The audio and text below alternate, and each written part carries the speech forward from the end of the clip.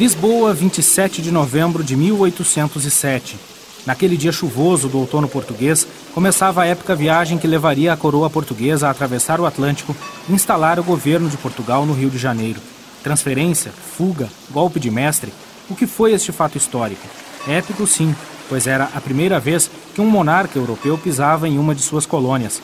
Mais do que isso, toda a corte simplesmente mudou-se para o outro lado do Atlântico. Mas como foi essa mudança? A reação no Rio de Janeiro, como era o Brasil colônia de 1808, como era Portugal metrópole no início do século XIX. A partir de agora você acompanha uma série de programas que vai contar como se deu este momento histórico, que abriu o Brasil colônia para o mundo e apressou o processo de independência do domínio português. Vamos falar sobre a mudança da coroa portuguesa, seus motivos e seus reflexos sobre os dois países, os avanços que a transformação do Rio de Janeiro em metrópole trouxe para o país todo. Começa agora a série 1808, o ano em que o Brasil virou metrópole, uma produção da Rádio Senado.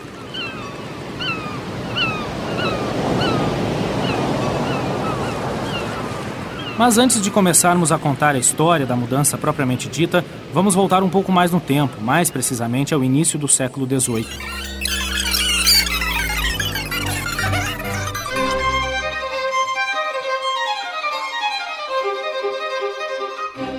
É que nesta época começou em Portugal, nos bastidores da corte entre os ministros do rei Dom José I, o desenrolar de uma tarefa polêmica e complicada, a mudança da corte para a maior colônia portuguesa, o Brasil.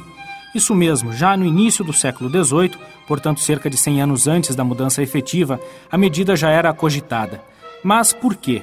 Porque Portugal, um pequenino pedaço da Península Ibérica, via-se constantemente ameaçado pelo poderio da vizinha Espanha. A mudança para o Brasil e o comando do Império a partir do Brasil conservariam a coroa portuguesa e seria mais fácil organizar o Império a partir de uma colônia distante da ameaça dos vizinhos europeus.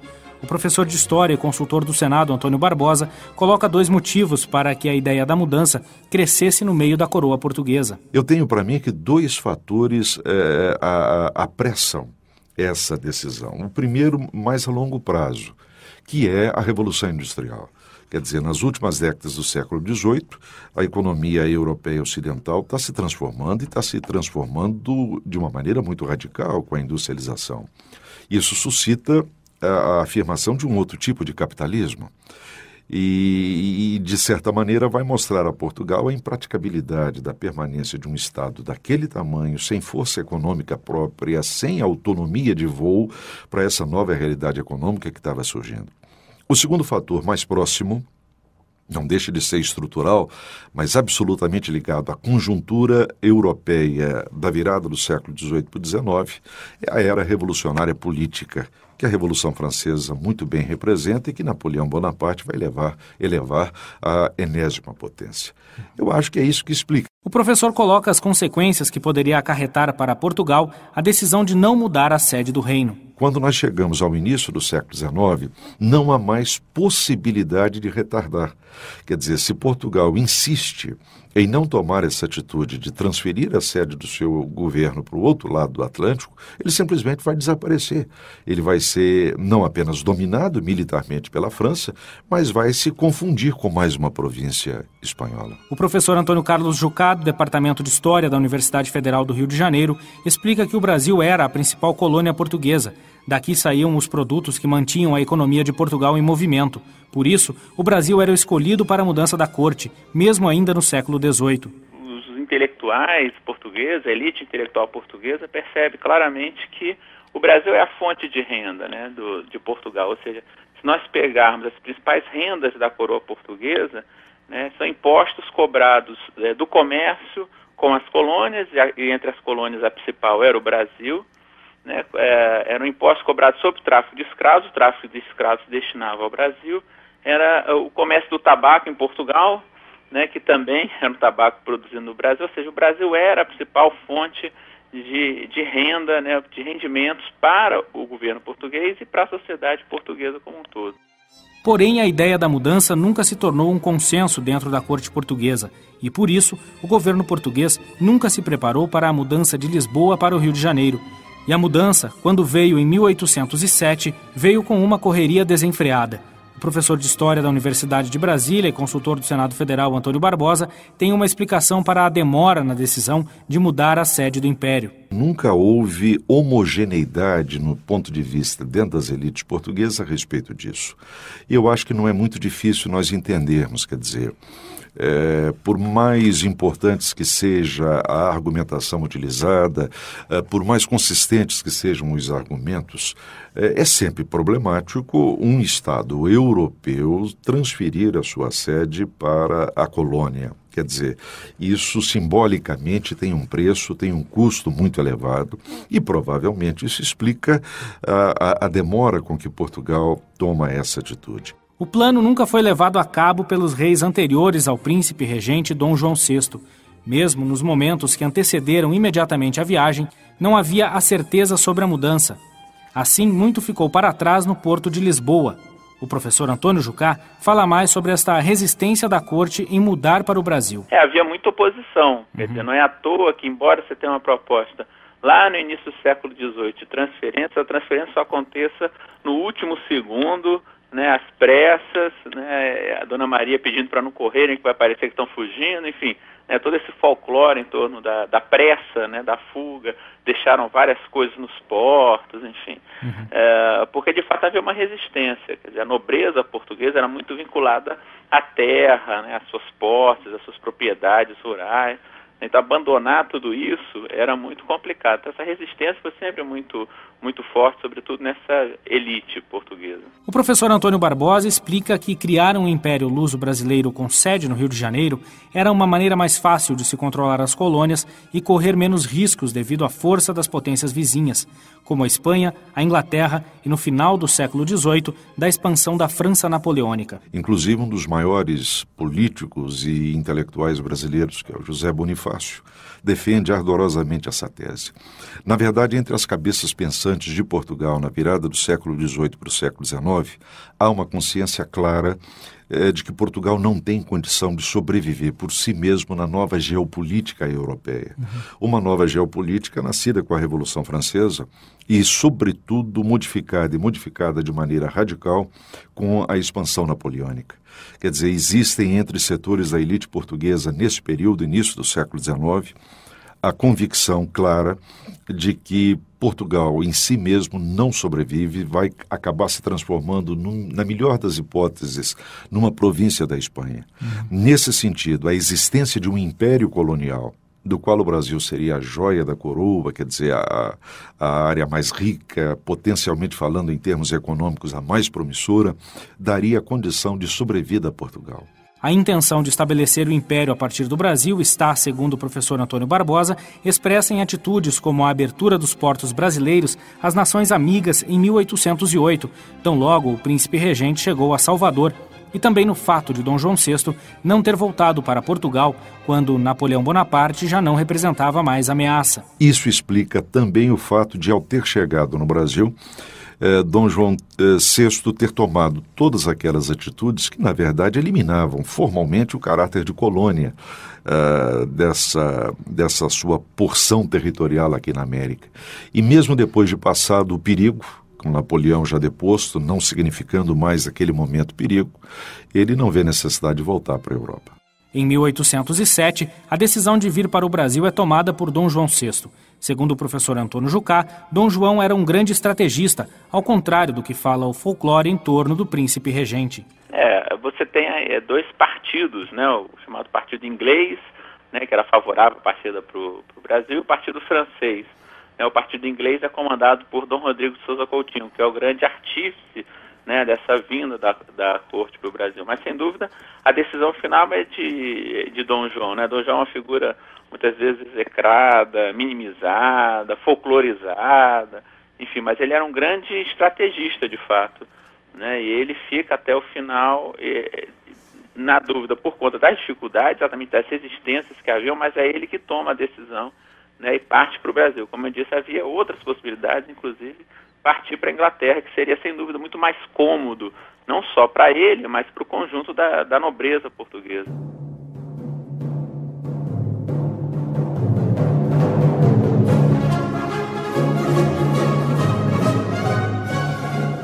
Mas Portugal, com a ajuda da Inglaterra, não poderia ter resistido ao exército francês, que chegaria a Lisboa em frangalhos depois de atravessar a Espanha?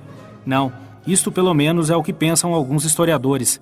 Segundo Antônio Barbosa, em 1807, não havia formas de se ter informação precisa sobre como o exército estava chegando. Na verdade, Portugal, do ponto de vista econômico, já se transformara numa espécie de protetorado inglês, especialmente desde dezembro de 1703, quando foi assinado o famoso Tratado de Panos e Vinhos, mais conhecido como Tratado de Midway.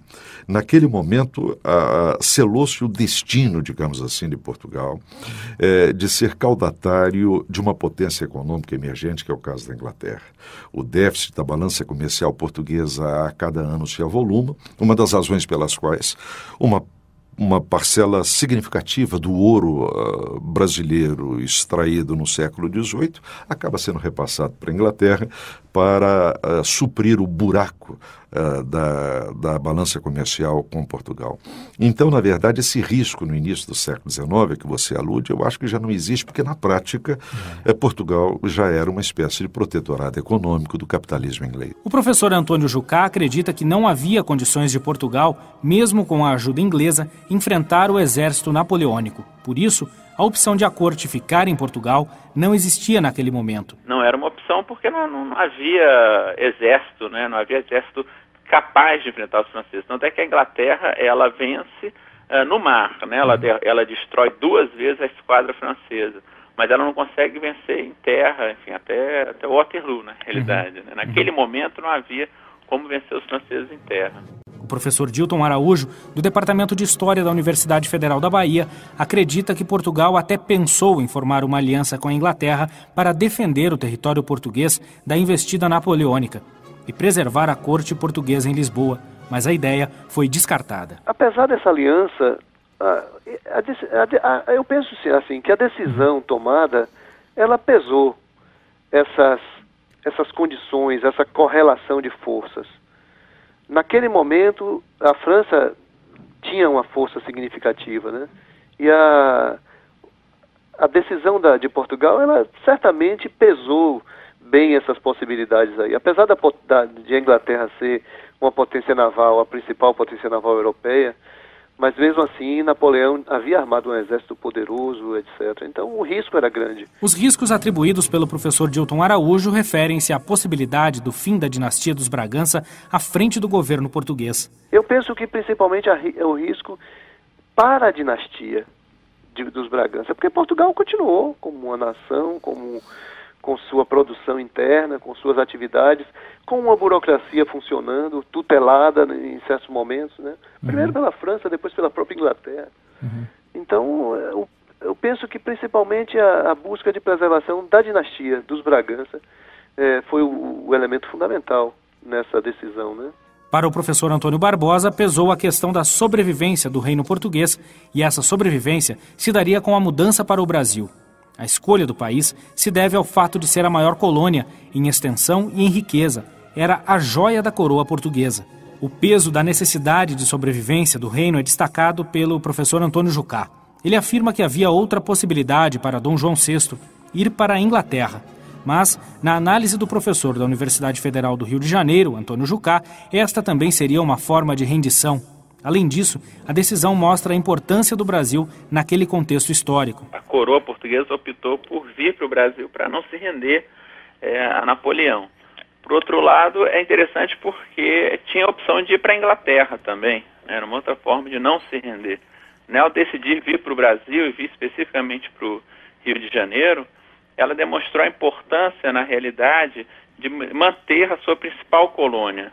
Ir para a Inglaterra significava se tornar ainda mais refém da Inglaterra do que já era naquele momento. Então, acho que isso daí demonstra que você tem, ao longo do século XVIII inteiro e no começo do XIX, um processo de crescimento da importância do Brasil nesse contexto do Império Português. Daí a decisão de vir para o Rio de Janeiro. A forma inglesa de proteger a família real portuguesa era escoltando-a mar adentro até o Brasil. Além disso, a mudança também reflete o interesse britânico no caso. O interesse se dá pelo fato de os ingleses necessitarem de mercados para escoarem sua produção, que crescia com a Revolução Industrial. Mas com o fortalecimento de Napoleão e a assinatura do Decreto de Berlim em 21 de novembro de 1806, que fechou os mercados da Europa continental para os produtos ingleses, a Inglaterra necessitava abrir mercados em outros continentes. E o Brasil era um ponto fundamental nessa estratégia, como explica o professor Antônio Barbosa. Então, esse dado é fundamental. Quer dizer, naquele momento, nós estamos falando do início do século XIX, a Inglaterra é pioneira e é líder da Revolução Industrial. Ela precisa desesperadamente da garantia de mercados. Se conjunturalmente a Europa está se fechando, o jeito é abrir esses mercados fora da Europa. E nesse sentido, a América do Sul é fundamental. Então, para o capitalismo inglês, a transferência da corte portuguesa para o Brasil também atende a esse propósito, ou seja, de eliminar as barreiras alfandegárias na colônia portuguesa, daí a abertura dos portos, e mais do que isso, algo que as pessoas nem sempre se dão conta, fazer do Brasil, especialmente do Brasil meridional, uma espécie de ponta de lança para que o capitalismo inglês pudesse julgar os seus produtos e os seus capitais na grande região do Prata. Não por outra razão, ao cobrar a fatura pelo fato de ter dado salvaguarda ao governo português na sua travessia do Atlântico, a Inglaterra vai exigir um porto na região de Santa Catarina, quer dizer, ela está de olho no mercado do Rio da Prata. Portugal era a única fonte de comércio na Europa para a Inglaterra escoar seus produtos industriais. O professor Dilton Araújo concorda que a necessidade de abertura comercial pesou para a Inglaterra auxiliar a corte portuguesa na travessia do Atlântico. Porque praticamente o que sobrou em certa medida para a Inglaterra foi a relação com Portugal e esse olho mais adiante, né, na colônia. Que a Inglaterra já conhecia a potencialidade, porque já mantinha não relações diretas, mas sabia que muito do comércio feito com Portugal era proveniente de mercadorias produzidas na sua maior colônia na América, né? Então, certamente, o mercado não só do Rio de Janeiro, como do restante das regiões, das demais regiões da chamada América Portuguesa, foram fundamentais.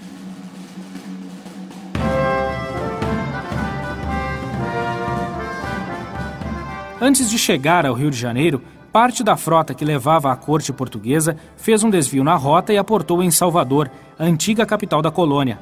A parada na Bahia durou pouco mais de 30 dias, mas foi ali que Dom João VI tomou uma das decisões mais importantes da sua estada no Brasil, a abertura dos portos do Brasil para as nações amigas. Como já falamos antes, a abertura dos portos brasileiros às nações amigas de Portugal foi um dos atos mais importantes da passagem de Dom João VI pelo Brasil. Ali, segundo historiadores, a independência do Brasil começou a se desenhar, pois boa parte das características de uma colônia deixava de existir. Segundo o professor Dilton Araújo, da Universidade Federal da Bahia, a abertura dos portos foi a principal decisão de Dom João durante sua estada em Salvador. Eu diria que a mais importante realmente foi a decisão de abrir os portos, que já era desde algum tempo uma aspiração das elites internas da colônia, também as da Bahia, mas as de outras regiões também. Era fundamental para elas que esse comércio se tornasse mais franco, mais aberto, sem a intermediação portuguesa. Eu diria que essa foi a principal decisão.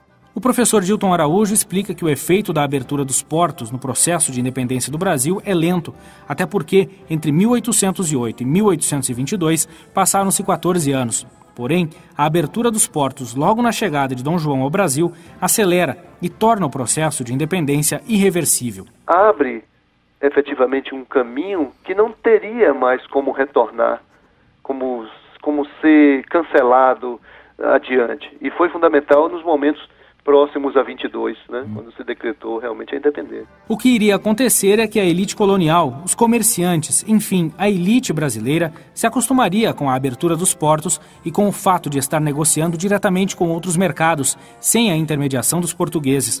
Acostumada a esta nova realidade, ela não aceita o retrocesso. Isso vai ser um elemento fundamental quando se vai discutir na década de 20, já no seu início, 21, 22, sobretudo dentro da Assembleia Constituinte Portuguesa, a ideia de uma retomada das condições coloniais, que era a proposta de alguns deputados dentro dessa Assembleia de Portugal. Então isso aí vai ser um elemento fundamental, porque são 13 anos de experiência de uma vida de comércio mais liberal e que vão ser fundamentais para uma tomada de posição dessa elite brasileira, mesmo que não tão unificada assim, para evitar um retorno a uma condição de colônia, digamos, né? Outra medida importante de Dom João VI em Salvador foi a autorização para a criação da primeira universidade no Brasil.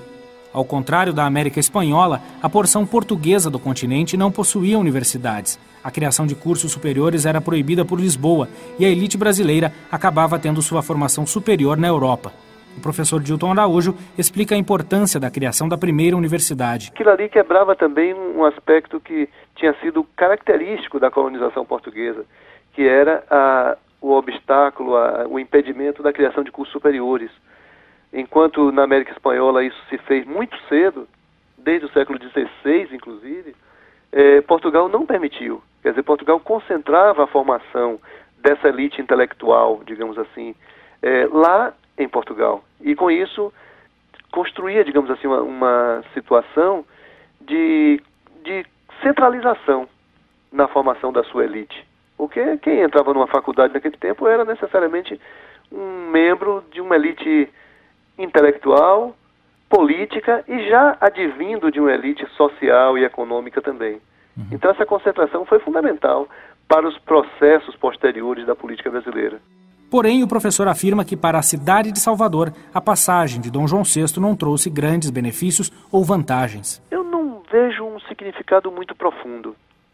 Não consigo ver. Tem toda essa festividade, porque Salvador foi tocado por 30, 35 dias, mais ou menos, pelo rei português. A questão da Faculdade de Medicina tem seu peso, porque o primeiro curso superior autorizado a funcionar foi em Salvador, isso tem até uma questão simbólica. A Bahia perdera, algumas décadas antes, a condição de capital da toda a colônia, e buscava, de alguma forma, recuperar um prestígio perdido. Agora, se nós formos pensar nas medidas concretas adotadas por Dom João aqui em Salvador, elas foram medidas pequenas, porque a questão da abertura dos portos não refletiu apenas sobre o comércio baiano, a produção baiana, ela vai ser para toda a colônia. É claro que isso é importante, mas não foi uma medida exclusiva, destinada à Bahia. Então, eu diria que, na sua presença aqui, nos poucos dias que ele permaneceu, as medidas diretamente vinculadas à vida econômica, social da Bahia não foram tão profundas. A mudança da coroa portuguesa para o Brasil deu ao Rio de Janeiro o status de metrópole do Império Português. A nova realidade transformou a vida de portugueses e brasileiros. Com o tempo, os primeiros passariam a exigir a volta da corte a Lisboa e os segundos não iriam aceitar o retrocesso para o período colonial. Estava pronto o caminho para a independência a partir da volta de Dom João VI a Portugal. No próximo programa da série 1808, o ano em que o Brasil virou metrópole, vamos falar da permanência da corte no Rio de Janeiro e a questão da independência do Brasil.